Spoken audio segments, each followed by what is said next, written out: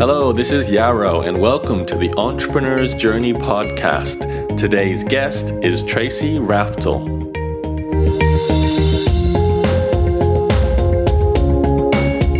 Hello, this is Yaro Starak, and welcome to an Entrepreneur's Journey podcast. Today I have a wonderful guest interview with, I always say wonderful because I love it when I have graduates of my Blog Mastermind program on, and I'm pretty sure this person is definitely one of the earlier graduates or case studies we can talk about, and it's a really interesting story because I've had two people cover this same subject and both have had success. So I really would love to go through this interview and show you that you can actually potentially, let's not say copy someone else, but you can definitely go into the same niche and succeed. And let's hear the story. So Tracy Raftl, hello. Hello. Coming to us live from Canada, I believe. Yep. Awesome. So Tracy's from the lovevitamin.com. Now, it's a clear skin, amazing life, incredible you. That's her catchphrase. So it's an acne treatment and support blog. And now, Tracy, I'm not even sure. Did you go through just my Blog Mastermind program? Yeah, that was it. That was like the whole foundation of everything I learned in the beginning to start blogging was, Blog Mastermind. Blog Mastermind, great. So now we've just been having a little pre-chat just so I can get my head around where Tracy's at. And I now know that I knew she had ebooks. So if you go to her website, in fact, at thelovevitamin.com, you can see her ebooks page and you'll find there's these 5 ebooks for sale there. And she just told me she's also making money from selling Amazon affiliate products, so linking to things in your blog posts. And last year you made $80,000 from basically these two sources of income, Amazon affiliate sales and selling your own ebooks, which I find incredible because, as I said to you before, they're all under sort of $50 each product. So you have to sell a lot of them in order to make $80,000 a year. So you've obviously got some very good conversion. But obviously we're here to tell the whole story. So what I love about this is, like I said, that the reason why I mentioned at the beginning that you went to the same market is I was heavily involved in coaching another woman, Frances Kerr, who started a blog on originally alternative health, which then turned into acne treatment, and then she went back into other alternative health things, and she had a great success story. And I remember seeing your face pop up on her blog as a guest writer, and then going and checking your site out, and I was like, it's very similar in terms of the subject matter. You're also doing acne, and I really love the fact that you made that work, because so many people will find someone else who is doing something that they know about and they think, I'll just do the same thing and it's easy, but then they give up way before they get anywhere because they discover how hard it is. So can you maybe take us back in time to not just maybe even before you found Fran with her acne blog, but even before that, what's your life story, Tracy? What have you been doing before you were an internet marketer? Sorry. Well, I don't know. I was just a person. I flitted from job to job. I waitress, this and that. Couldn't figure out what I wanted to do with my life, etc. And then I came down with severe adult acne all of a sudden, which was obviously very emotionally painful experience, and I was determined to get rid of it, and I wanted to do it naturally, so without drugs or chemicals or anything. And so I spent a lot of my time researching nutrition, this and that, reading acne blogs, and that included Fran's. And I started taking a holistic nutrition course, like a school course. And basically I just was one day sort of thinking about what am I going to do again with my life? And particularly with my nutrition course, it was like, who am I going to start a bricks or mortar business? Like, what am I going to do with this? And when I thought about it, it was like, if I started a bricks and mortar business, then pool of people that I can help is smaller. So I have to help people with a huge range of ailments. When I was honest with myself, like really the thing I was interested in was acne because that's what I was going through. So one day it just kind of came to me and I was like, you know what? Like, this whole blogging thing, I can do that. And it was just like a revelation. And all of a sudden it was just like, I read all these blogs and, Fran, obviously she was an inspiration. Like I felt like, I was her target audience. Obviously, like I felt like I really related to her and we were the similar type of person. And I just thought, I can do that. And so when I decided, and that's when I found you because you had interviewed her, and I thought, okay, like this guy knows what he's talking about. I'll take his course. So I did Blog Mastermind, and yeah, so that's where it started. And admittedly, because we were so similar, me and Fran, in the beginning, I did have, some anxiety about what would she think? Would she think that I was just copying her and this and that? And there was some fear there. But after I was blogging for a while, I realized that like just because we're similar and we're in a similar niche doesn't mean that we're the exact same person. We're still different people with different experiences, and that means we're both valuable. And that when people come along and they might find both of our blogs, they're going to choose who they resonate with, or they can learn from both of us. So yeah, there was some fear about that in the beginning from being too similar, but I realized in the end that it was, you're always different. Like you are you and she's her. And it's funny because there's so many people who write about my subject, teaching, blogging, and internet marketing. You don't even second guess someone who just comes and does the same thing. It's just happens every day. Yeah, exactly. It's funny because like my niche is relatively, or not relatively, like extremely small compared to, I guess it's the small village, right? Like you just opened up a blacksmith opposite the other guy's blacksmith, as opposed to you opened up a hairdresser in a massive city like New York City, you notice it more. Interesting. So prior to this experience with your blog, did you have any experience with a business of anything of your own, or even a website? Did you have a website of your own before that? I don't know. Maybe in middle school, I tried to make silly little websites, but they weren't, that was about it. I've always been a little bit, I guess, a computer nerd. Like I always spent a lot of time on the computer, like creating and doing random things. And so it kind of made sense. Like, here I am interested in this subject. I like researching. I like teaching. I like helping people, but I also like the computer. Like it just kind of fit. Business, no, I didn't have any business experience whatsoever. I am quite impressed to hear that. Impressed and, excuse me, also a little worried that you're a one-woman show still as well. You are literally doing everything yourself. Not always recommended. Everything, but almost. Like I do occasionally outsource like some tech things and this and that. I'm doing it more often, but I don't have like a dedicated virtual assistant or anything like that. But I do outsource more. But in the beginning, I did absolutely everything, and I just learned it all from scratch and kind of monkey wrenched my way through it, including all the coding and all that stuff. Well, to take us through that process. So, did you did my program then start your blog, or you had the blog first and then joined Blog Mastermind? No, I think it was about the same time. Like I bought Blog Mastermind and I was too impatient to do the week by week thing. So I bought it all at once and just dove into it and started the blog about the same time. And like as I went along, I just kind of figured, okay, I need to learn this or I don't know how to do that. So I just got on Google and figured it out. Okay, so you registered the lovevitamin.com, installed WordPress. Yep. And then, if I remember right, I probably would have told you to write your life story post and do I did that. Okay, good. Your about page, and then you would have started writing your pillar articles, if that's a typical formula. Yeah, I did that. I got my newsletter all set up and got Aweber and did everything he told me to do. Such a good student. Love it. So, okay, so... well, it worked. So, hey.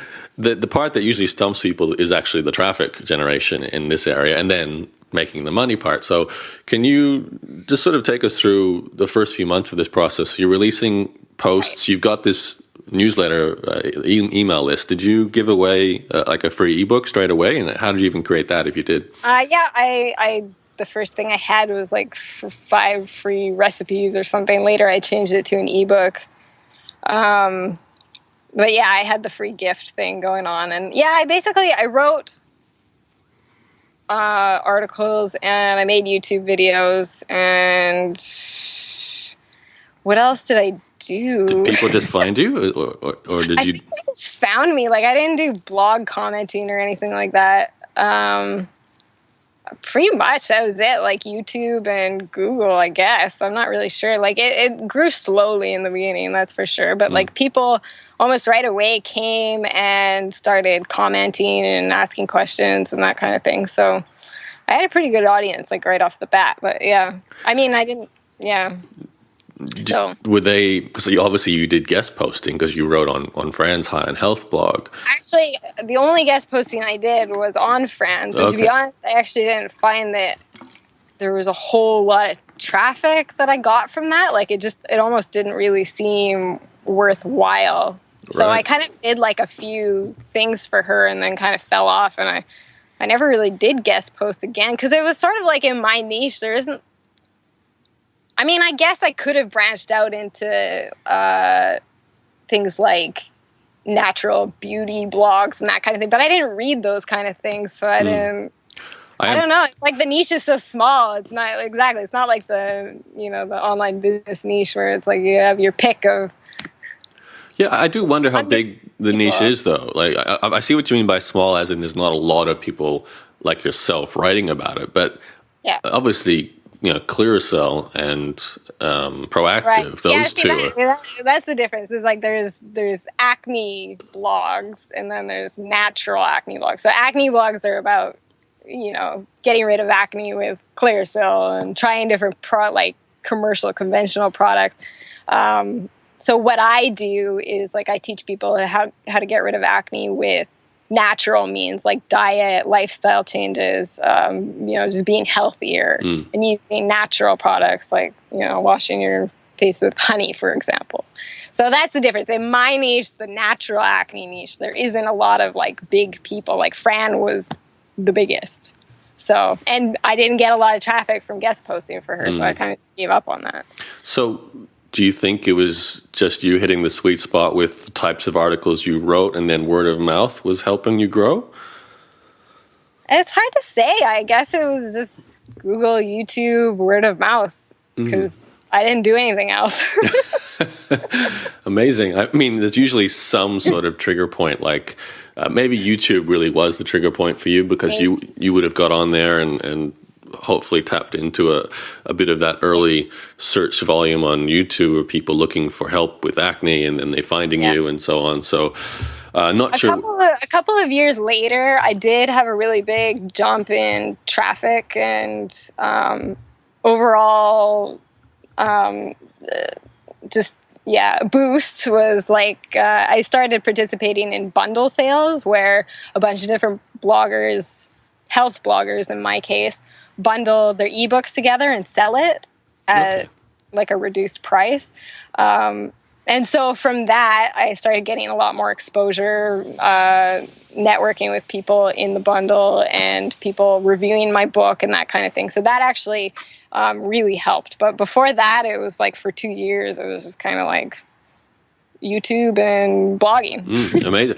As much as that is a slow growth, the one thing I like about it is you can just sit there and indulge in your passion, get everything out of your head onto videos and onto articles, and it grows. It's like I wouldn't recommend today. Maybe everyone just sit there and hope that will work. It's hard to say because I started in early 2011, which was. It seems to me like, if you started your blog back in like 2006 or 7, it was just like there weren't very many blogs on the internet. So you're like bound to get big. And then it was sort of like my era where it was like maybe a little bit harder. But now I'm just like, I have no idea. Like, what is it way harder to, get known? I don't know. Well, 2011, that's that's pretty, far advanced for the internet. I agree with you. When I started the sort of '06, '05 period, the blog thing was just getting started, and obviously the YouTube thing wasn't really even that there yet. So you could just jump on board and write and produce content and build a following if you're consistent. Yeah. But around your time, normally, I would be telling my coaching students, which I do today, is you have to sort of break your effort into outreach as well, getting yourself featured on, whether it's press or getting interviewed on podcast or being featured on someone else's video on YouTube, just finding ways to open up those communication channels. And it sounds like maybe you got lucky. I don't know, Tracy, but you must have had some great content, and I wouldn't be surprised if a lot of it's from maybe the power of social media and word of mouth, and maybe a little bit, like you said, there's not too much sophisticated competition in the health alternative to the natural treatment of acne, and if you are consistent, as it sounds like you were, then you started to get rewarded for it. So, but anyway, let's go forward. So you were doing this for months. How was your email list growing, and when did you decide that it's time to make money, or how did you make your first dollar? Right. So it was about 6 months in. I just kind of grew my audience from there, and I started to write my first ebook, which was about food and acne, and I launched that. I think I had probably 1,000 email subscribers, maybe. I can't remember the exact numbers, but I think it's probably somewhere around there. So I launched, and I was like, wow, I'm making money. I mean, it wasn't like a lot of money, but it was, it was some. Can you break it down what you did? Like, again, you're just one girl, so no tech support. You need a payment processor. You need to have a sales page. You need to put together the ebook and a place where people can download it after they buy it. Then you have to send emails and convince people to buy it. How did you do all that? I guess I don't know. I somehow monkey wrenched myself a sales page with like CSS and whatever, HTML. I don't know. Like I just sort of tried to figure out the basics of what I wanted to do, and I somehow made a sales page. And you wrote the words yourself, I assume. Yeah. Because you're not a copywriter by background either, are you? No. I probably just looked at somebody else's sales page somewhere and went for it, which I realize now is I rewrote it later, that it's better to just use your own words. You can borrow ideas, but use your own words. That's what I find works. You gotta make it sound like you. Anyway, so I must have researched that and threw together a sales page. Somehow someone told me to use eJunkie. Maybe it was you. I don't know. And then I probably just sent in an email to my list. You probably did. I must have. I don't know. A few years ago now. You sound so nonchalant about this. So it's like, yeah.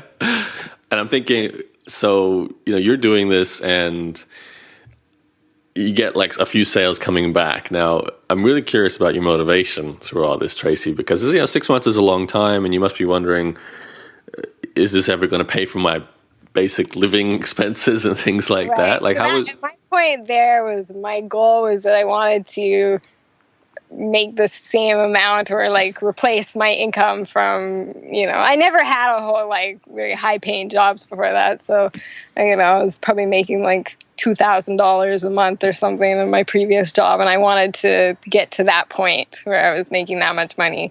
That was like my sort of success, whatever you call it, your goal. Yeah. When I won, Yeah. I mean, who wouldn't want a blog that makes $2,000 a month? That would help a lot of people, right? So.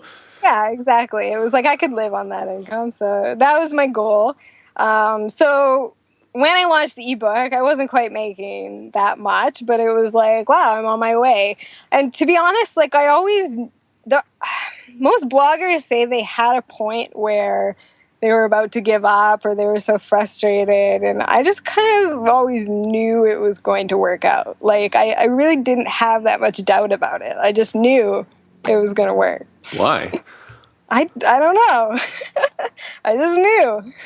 So maybe it was the strength of of your knowledge combined with seeing other people make money in the industry. That's probably it. It was like, here I had this awesome blueprint that you gave me. I saw other people doing it.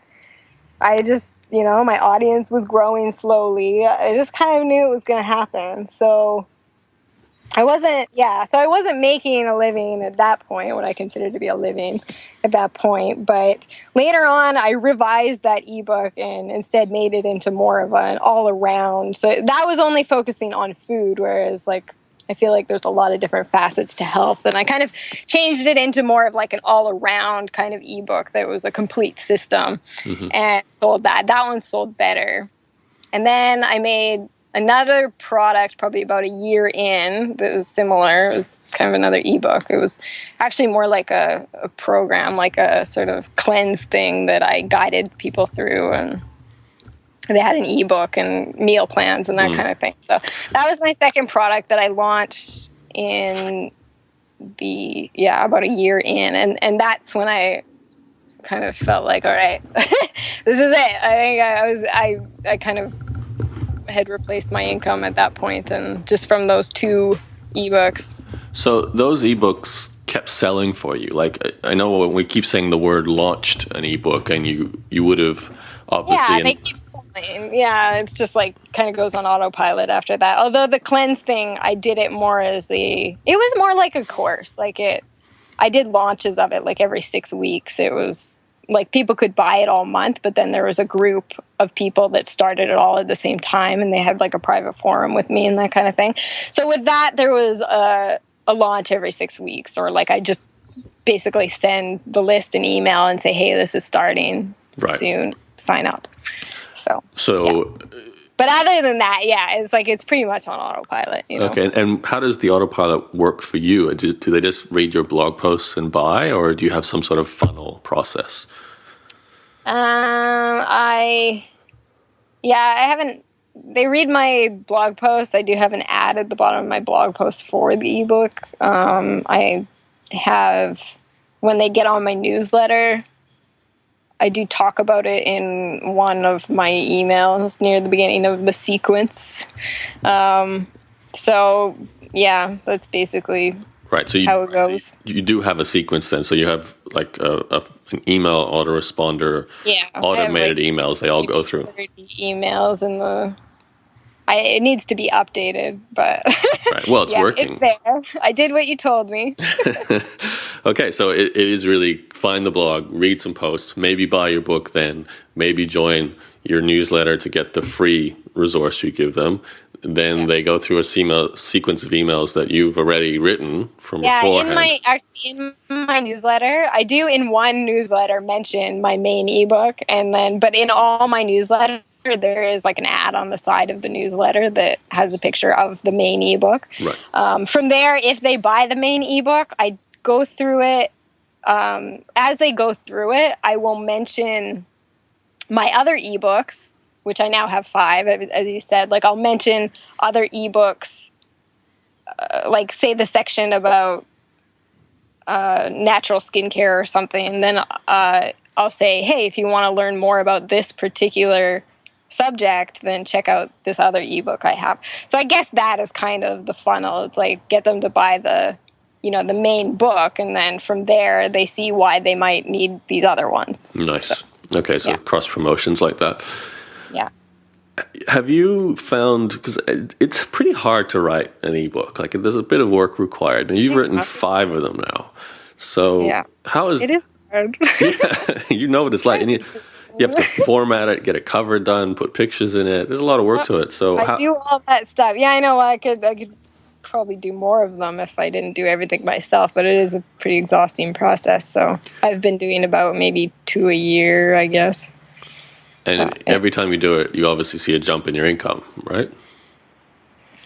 Actually, at first that was true, but the last few books, I thought, oh yeah, this will jump my income, and like obviously it did during the launch, but I actually found overall it didn't jump my income that much. I'm actually starting to wonder if people are just getting confused about, there's too many options.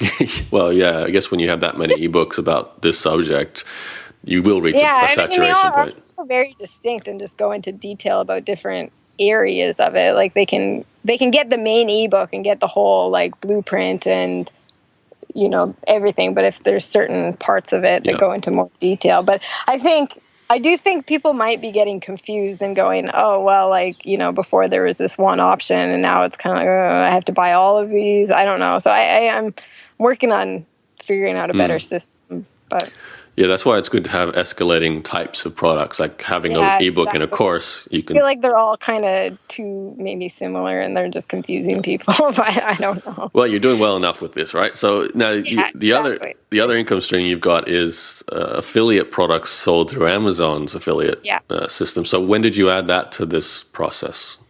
I added that pretty soon, like in the first year, but I didn't make very much money from it at first, probably just because I didn't have a very big audience, I guess. But I kind of made like, $100, $200 a month in the beginning. What were you selling? Like, what was the first few things you promoted? I don't really remember, but you know how like Amazon has everything in existence. Yes. So it's like anytime I talked about anything, it was just like, just link it. Well, not anything, but it was like sometimes there's a few like products that I really like and it really helped me. Like there's a certain supplement I really like. And like I said, I wash my face with honey, that kind of thing. So there's a few, like, I guess you'd call pillar articles that I talk about. Yeah, just a product that I use. People want to use the things that I use, right? So I just link it to Amazon. Right. Is it mostly skincare related? Yeah. So or like health related, which is, my niche is like improve your health, you improve your skin. So. Right. Now, I am a bit curious though, because Amazon is notoriously known for giving a low percentage commission. Right. You get like cents on the dollar. So, and you told me you're doing $2,000 a month on average from the commissions from Amazon, which is incredibly high. You must that's a lot of face cream. So, how does yeah, they do listen to what I suggest, and it does help writing. If I write a blog post about the particular thing, it's never like me going, I have this product, I'll make up why you should buy it. It's always like something that I was going to talk about anyway, but then I just link it to Amazon. So it really helps to write blog posts about the Amazon product and like why you like it and just kind of do it naturally, like you're telling a friend. They have very low thing, but it adds up. Like in the beginning, like I said, I was only making $100 or $200 a month, and then one month I just randomly made like $400, and I was like, whoa. I was sort of like, like what? Like I'm making money from Amazon? Like I never really saw it as a viable income stream. It was just like pocket change, right? And then one month it just kind of randomly jumped, and I sort of thought, maybe I should like take this more seriously. And I started linking more consistently. Like kind of before I was sort of, I would link if I remembered, but after that I started linking more consistently. And then one day I had an idea that I should make a resource page. So if you go to my blog, up on the menu, it says things I love. And it has a list of all the products that I really like. And I linked to the blog posts where I talk about them and, of course, to Amazon. And once I added that page, my Amazon affiliate income jumped like $1,000 a month or something. Like it went way up. And I was like, whoa. I was stoked because I didn't see that coming. All right. I'm looking at it. I never thought that Amazon was going to be like a big income stream. Okay, so it's thelovevitamin.com/resources, and you've got Manuka honey. I never know how to say this. Is it jojoba or yoyoba oil? Jojoba. Jojoba, thank you. Silent. MSM cream, magic mitt. Okay, you got natural soap, baking soda. You have to understand, yeah. Yeah, well, yeah, this is not my niche, so but I can see like how this. Yeah, that's the thing about this niche is acne. People with acne, they like products, like physical products. And actually, I remember Fran, because that's why Fran has her store where she actually sells physical products. Like she ships them, has them, and ships them. But I don't know. This seems way easier. Yeah, I guess you get a larger chunk of the revenue if you ship it yourself, but you definitely increase your work. For sure. Yeah. Okay. All right. So I can see how the combination of your own ebooks combined with all these products that you sell via Amazon's affiliate program, and then that makes you $80,000 a year, which is definitely that goal that you're working towards. So did what happened over the years that you just noticed everything was increasing, and then one day you woke up and you realized I'm making my goal? Is that sort of what happened? Yeah, like I said, it was about a year in that I sort of hit that mark where it was like $2,000. And then I kind of, I got a bit complacent after that because and this is about like limiting beliefs and all that kind of thing where like I knew people were making a better living on the internet from blogging, exactly what I was doing, but I just didn't really I didn't see myself as that kind of person, or I didn't believe that could be me. So I didn't really try very hard to further the business. It was kind of like I just kind of kept on, and even without trying, the next year I made, I don't know. In the first year, I probably made about $6,000 or $7,000 or something from the business, and in the second year, I made $30,000. This is before expenses, but my expenses aren't very high, so.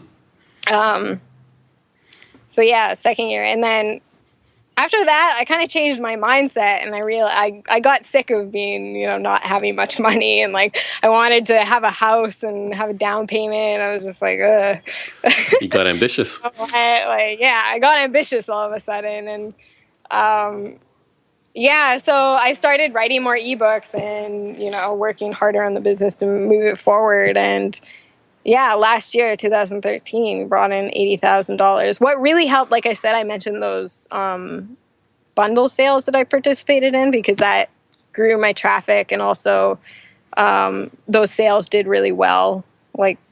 I made a fair bit of money in those sales, so that really helped. How did that happen? Did they approach you, or did you approach them? Way back when I started the blog, there's a guy named Todd Dosenberry who also had an acne blog, but he switched out of his acne niche and went to a more general health niche, paleo. Anyway, but I was in contact with him, and we kind of were internet friends, and he later on decided to organize these bundle sales. So I kind of had that contact, and he was like, hey, be in my bundle sale. And I was like, okay. So I did, and it turned out really well. Now, when you say a bundle sale, so everyone involved with it puts their product into the bundle. There's one price to get all the products, and then you all promote it. So it's 100 ebooks for $37 or something. And how much do you get from that? He gave her a pretty high percentage, so it was maybe 31 or 2 or maybe 3. So okay, so it's like selling one of your ebooks, but you get exposed to everyone else promoting the same thing. Yeah, exactly. And people are really motivated to buy it because they're getting this incredible deal. So. Okay, so really most of the sales still came from your own audience, but they were just getting so much for the same sort of price that you sold more. Exactly. It just ended up being a really profitable. Right, which kind of demonstrates if you bundled your stuff together, maybe with a few products, you could probably make a lot of sales, right? I know. I guess the thing is I've been working towards bundling them together, but I wanted to wait until I had a bunch of products to make it really awesome bundle. But the problem is that I've been, like we talked about, writing ebooks. It's not easy. It's a pretty big deal. So it's kind of been going slower than I imagined. It is tricky because I remember just my own last year, I put together 3 e-guides and bonuses for them. And I remember having a very clear vision. I said, I want to sell these as bundles because they are so compatible. And the challenge is you release one, but you can't sell the other ones because they don't exist yet, and you don't have the bundle. And then you end up, you have to sort of spend the time before you can actually finally realize the products in order to start doing the cool things like bundles, like upsells, like cross sells. Because, like, for example, your first ebook where you started to recommend your other ebooks, when you first wrote it, there was no other ebooks to recommend into it. So I think one of the key skills to learn, and you no doubt would have got better at this over time, is rapid product creation, like just getting quicker at certain things. I'm great at that. I'm trying to get better. So am I. Well, you're always trying to get better at that job, but I'm not a very quick writer. It takes me a long time to sort of formulate what I want into words, and I also find it slightly exhausting. Like, it's mentally taxing to, like, I have all these ideas, but putting them all on the paper, it's, You should do a video course instead if you like video so much, Yeah, but I actually prefer writing. Okay. You like it, but you're slow at it. Fair enough. Yeah, exactly. I just, so it doesn't lend itself to rapid. Now, forgive me for being a little self-indulgent with this question, but given you are a blog mastermind graduate, can you highlight any of the particular things you think that you learned, applied, and most helped in the whole process you've gone through as a professional blogger? You can call yourself that. So, well, like, because I know you followed it like almost to a T. You did everything in terms of pillar articles and email list and about page and life story and all that, and it worked, thank God, right? So, but is there? And I know it sounds like you were incredibly confident in terms of this is just going to work. I'm going to do it, and it's going to work because there's examples, and I've got the blueprint in front of me. What Yaro's teaching, and friends, the case study, it's worked. I'm going to do the same thing, and I love the fact that you did go into a market without worrying the fact that someone else was already there and you made it work. But there must be something that you've done that you personally feel was in particular effective for you. I think I think my thing is just that I'm really honest, and I took my audience through a journey with me, because when I started the blog, I wasn't complete. Like I said, I came down with severe acne. Sorry, there's someone really loud on the street out there. Yep.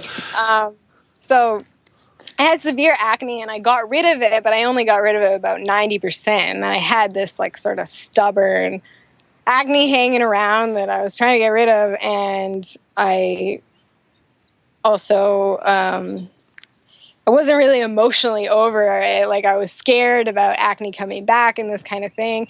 And so I took my audience through this whole journey, and I was totally honest, and I didn't pretend to be perfect about it. Like I knew everything, or that I never got a pimple ever. It was like, I blogged about my whole journey, all my feelings, everything. I think people could really relate, like other acne blogs, it's just kind of like, here, try this treatment, but like they can relate to the person behind it and the struggles and everything. And so I don't know if that's something you taught in your course, but I remember, the fact that you said, write your life story, put a picture up, let people get to know you, was really, I think that's probably the secret of my success.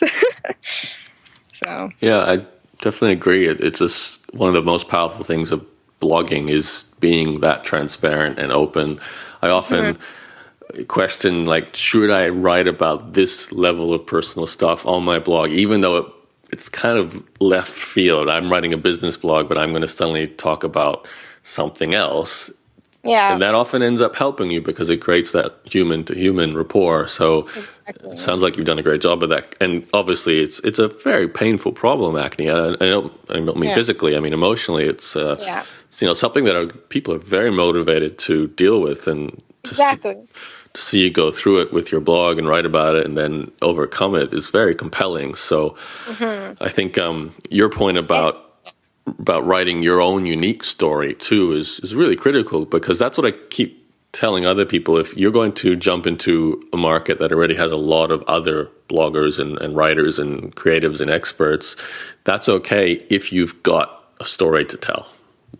Exactly. And you have to be yourself 100% because that's what's going to differentiate you in the end. Like, and don't be afraid to say what you really mean and be who you really are, because the people who like you are really going to like you, and the people who don't, well, they don't matter. They're not going to buy your stuff anyway, so who cares, right? Exactly. So one more question in regards to training programs. Now, you obviously took mine. I don't know if you ended up taking any other programs along the way, but what's your opinion on taking part in a course, or studying? It's not just free information, because there's plenty of free information online. What do you believe? When's the right time, basically, and should everyone go through a paid training program? What's your take on that? Well, you don't have to, but I remember thinking like your course was 100% worth it, because otherwise it just would have taken me a lot longer. I probably wouldn't have been so confident that it was going to work. Like the free information is there, but it's so nice to have it like in order and somebody who's successful telling you just, this is what you do. And also, of course, paying for something is way more motivating because you parted with your hard-earned money. And when I first started this, I was friggin' broke. Like I was so poor, and it was just like, it was worth the money. It was worth every penny. It would have taken so much longer.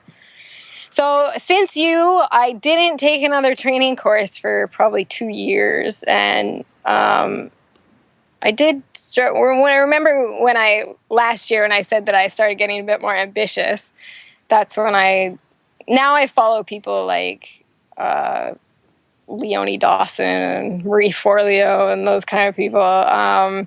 And I just started a $4,000 course with Kat Laturzo. Wow.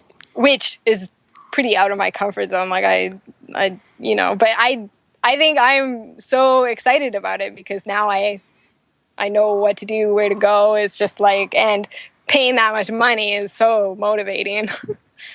Yeah. I mean, the fact that you were, like you said, broke when you bought my program, and you bought the upfront version, so you spent $500 on that thing.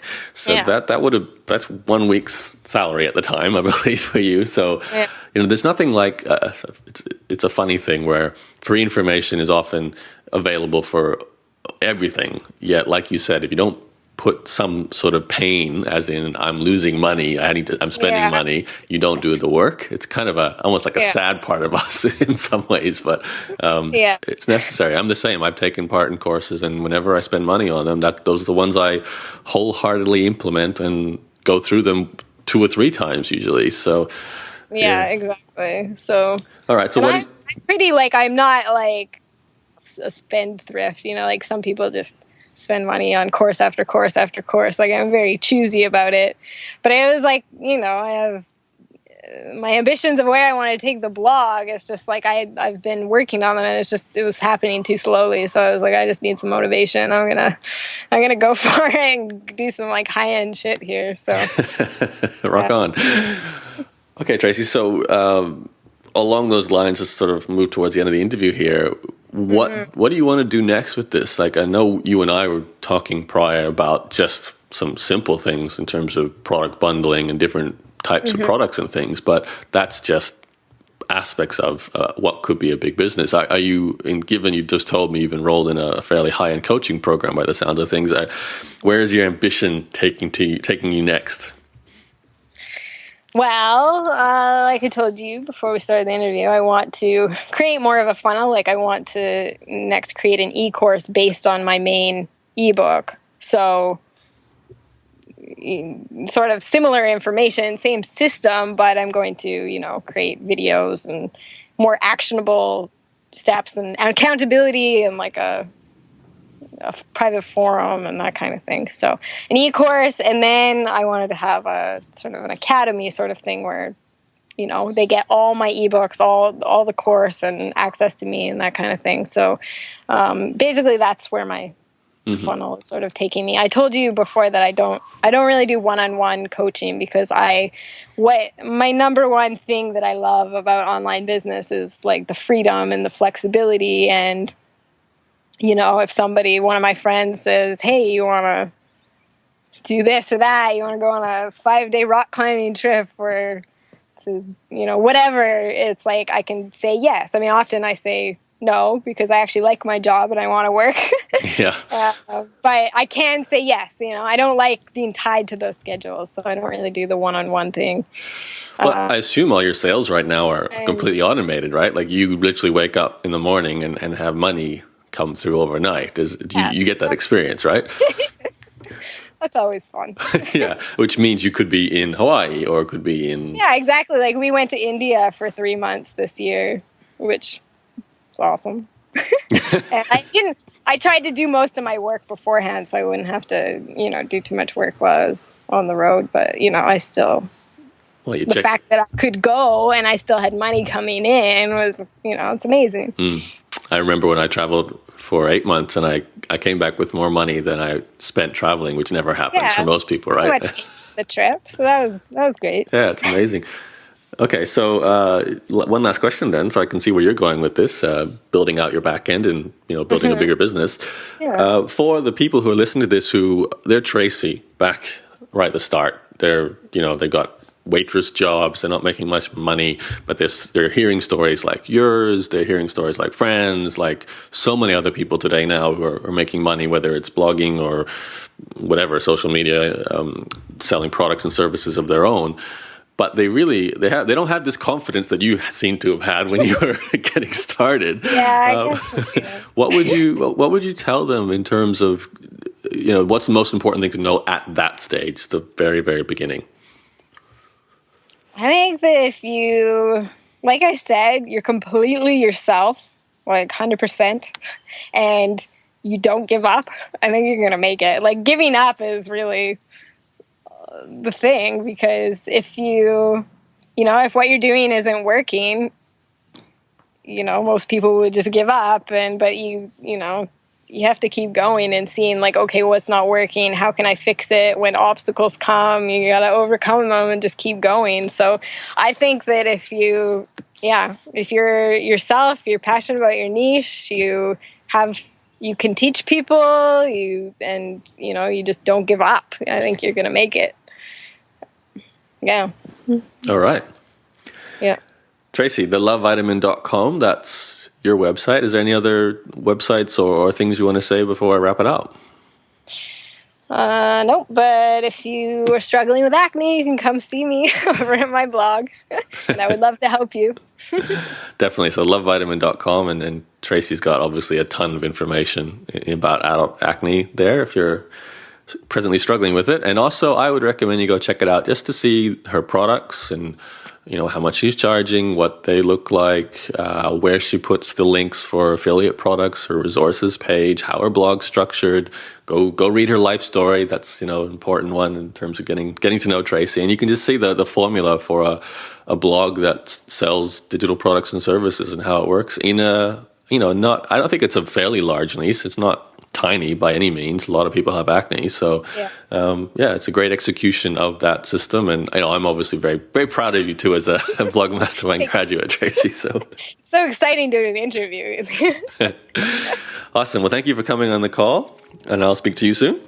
Okay, thanks. And thanks everyone for listening in. This has been an Entrepreneur's Journey podcast. You know where to go to find all my other episodes. You can Google my name, which is Yaro, Yaro, and that way you'll find my Entrepreneur's Journey blog, and just click the podcast tab to find all the past episodes. Thanks, Tracy. Thank you everyone for listening in, and I'll talk to you very soon. Goodbye.